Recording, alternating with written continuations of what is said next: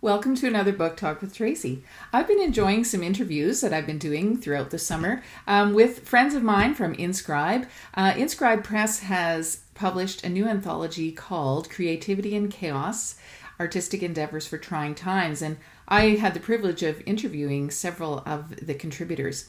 Today on Book Talk with Tracy, I want to share the interview I did with my friend Sandi Somers. You will find Sandi a woman of wisdom. I just love her and I enjoy talking with her so much. So I really hope that you enjoy this episode of Book Talk.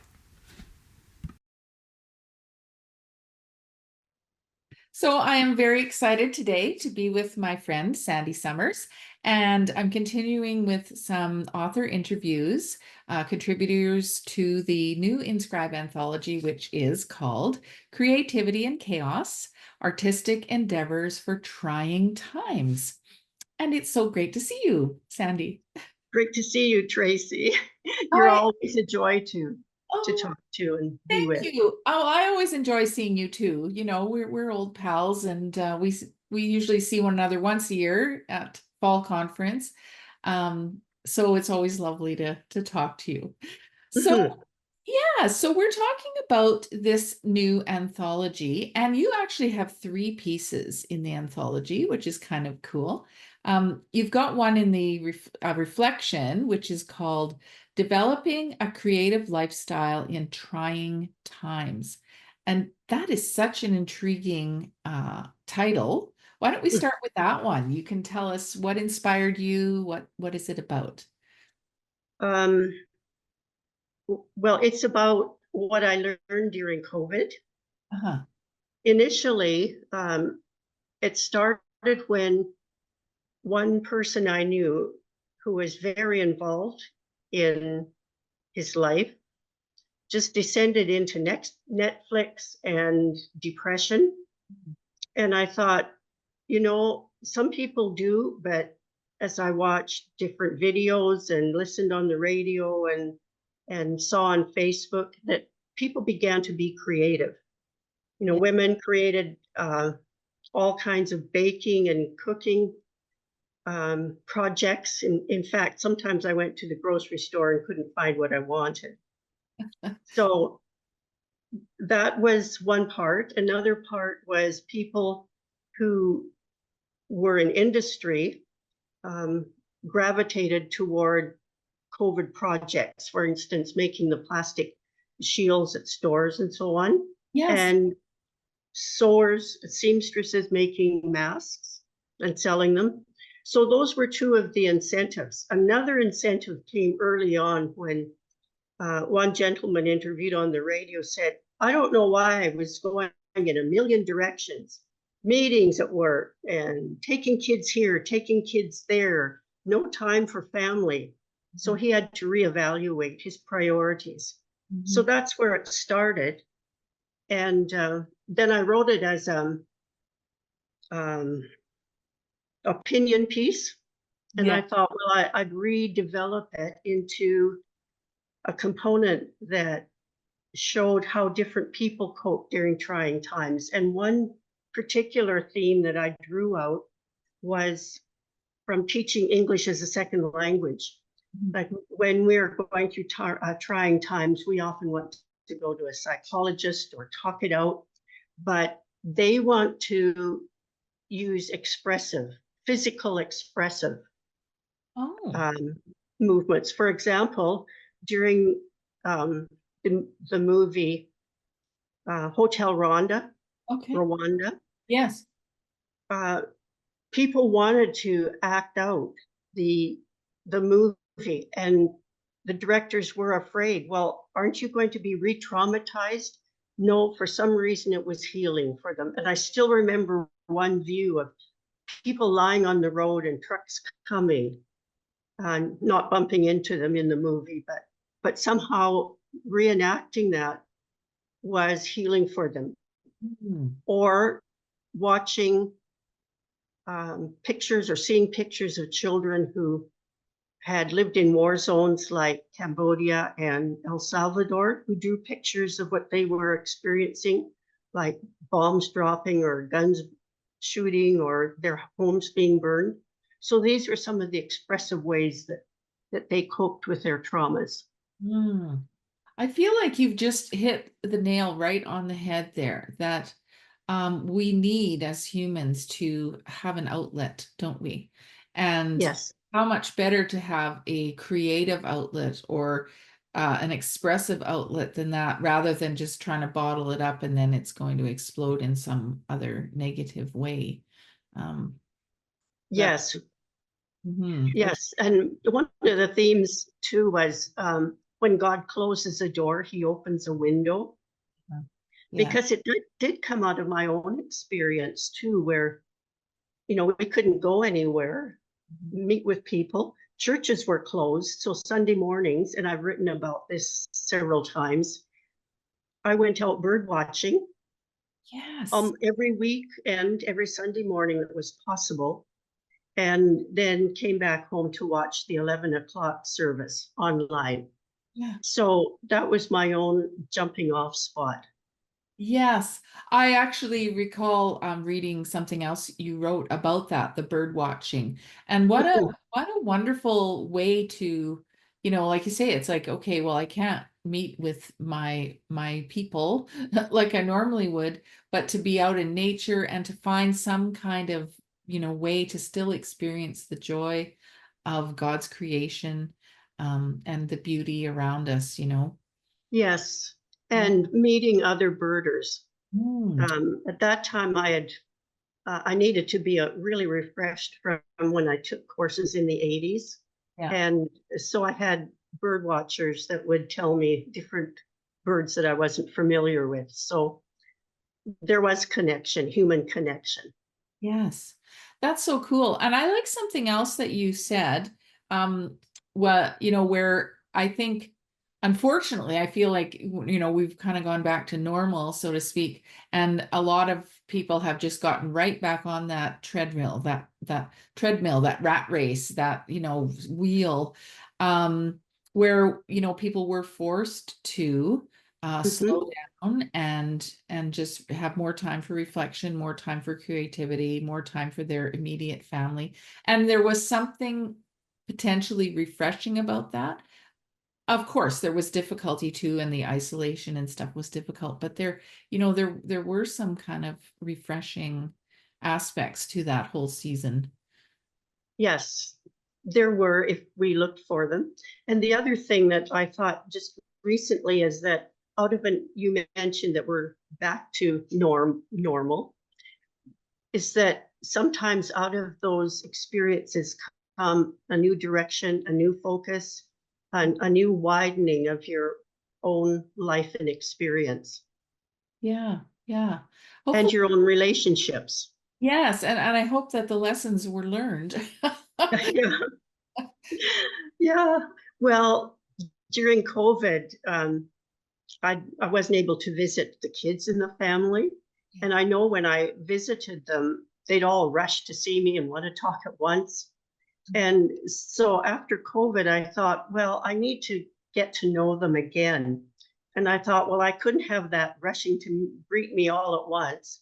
So I took each of them out in turn to lunch and to go out for a walk. They live near Fish Creek Park in Calgary. So, yeah, starting a new pattern of relationships. Oh, that's cool.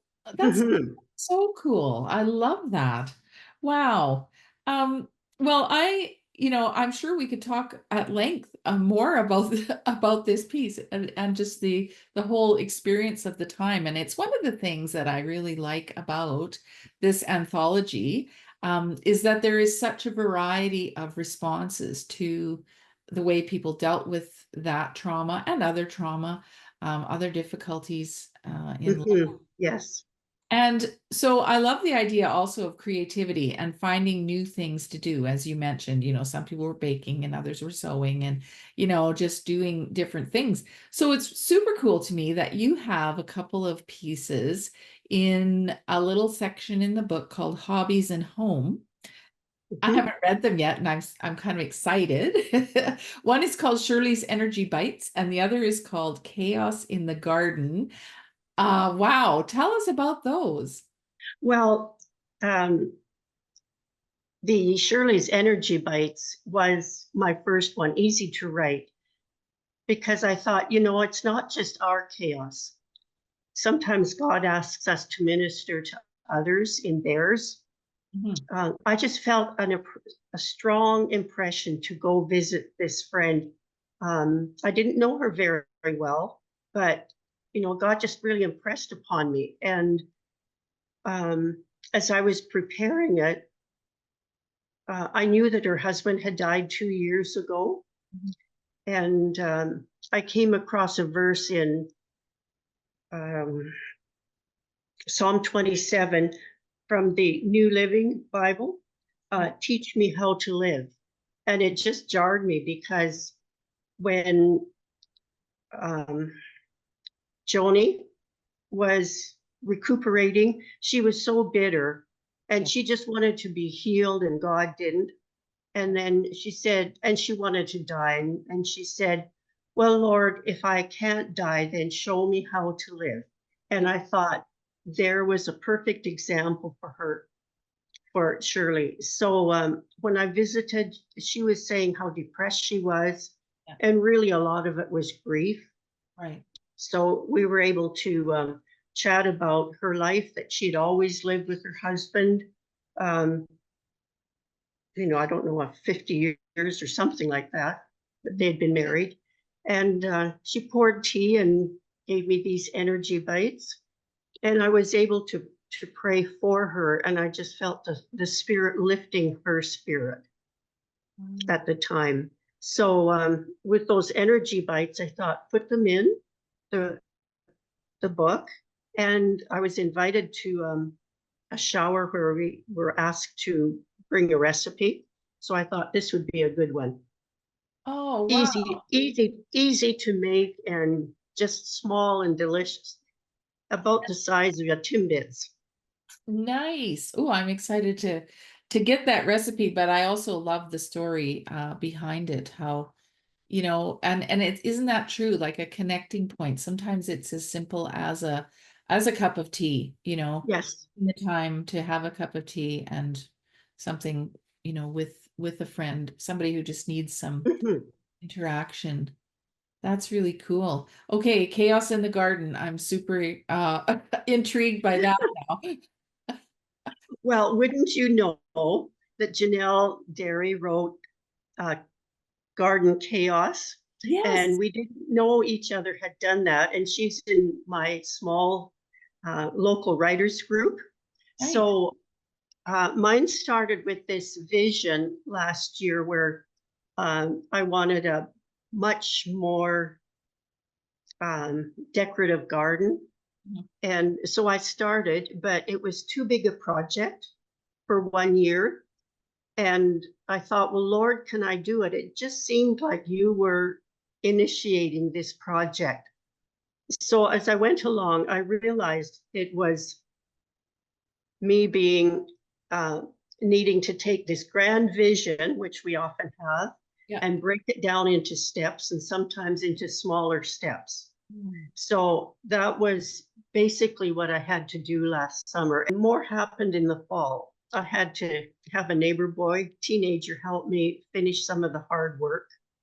And yeah, I realized that God gives you a vision, but you have to break it down into small steps and invite others to share your projects with you. You're so wise. You always have such wise words, Sandy. Oh, but what it's like going through it sometimes. I love that because those are like they should be just like, no brainers, but it's so true. Like sometimes we're overwhelmed by the scope of whatever, and yet God just at one step at a time, one day at a time. So breaking it down, and then also the idea that we can't always do it alone. We need people to come alongside. And that was my big issue. I wanted to do it all alone. Yeah. And then wouldn't you know, this year with Calgary having a water shortage, terrible water shortage, as well as hot weather, dry weather during July. Yeah. Well, doesn't look all that wonderful, but there's always next year. There's always next year. That is the beauty of a garden. You know, it's always, well, maybe next year. That's right. Boy. Well, you know, I mentioned at the top that, you know, you and I have known each other for a few years now, and I consider you my friend. Same here. You know, why don't you tell us some more? I know you've done lots of writing. You've had all kinds of articles and things in various publications. Tell us a little bit more just about your writing journey on as a whole and some of your other things that you've done. Yes. Um, I think it was in our InScribe Writers blog that I wrote a piece called Interrupted Writer because I won my first contest when I was 12 or 13 in a youth contest. Mhm. And I didn't write for publication till later. I found the Upper Room devotional, but that was only very periodical, maybe two or three that were published, and then I'd wait a few years. And then towards retirement, I woke up one morning thinking, well, you know, I've got to have something more on my agenda than just housekeeping and visiting family and friends and maybe traveling. And I thought, well, let's work on writing. But I had a lot of development to to come my way. So I took courses and InScribe was really good because I've been on the InScribe Writers Online and the professional blog. Yeah. So that has honed my skill. You know, I look back over my 10 years of since the first blog, and some of them are really good writing. Some of them I think, ooh, should I delete this one? So InScribe has really been an impetus. And then I suddenly realized, well, you know, I'm not writing much for the Fellowscript magazine, so I've been more regular. Mhm. You know, sometimes I really have to ask God, what do I write here? Mm. Mhm. And often, even with the blog post, once I'm finished, then I allow God the space to show me what I should write next. Mm. So it isn't just off the cuff. It sometimes takes a lot of work to finish those pieces. Yeah. Yeah. And outside of InScribe, you've done other writing too. I know you've done writing in your church and in various other Yeah, publications. mostly devotionals for Upper Room, and then there's one Secret Place. It's they just ask for short devotionals of about 180 words. Yeah. And sometimes you want your message to be a bit longer, but they just want a couple sentences or a short paragraph. So it's learning to hone your message down to the story, the point, and the prayer.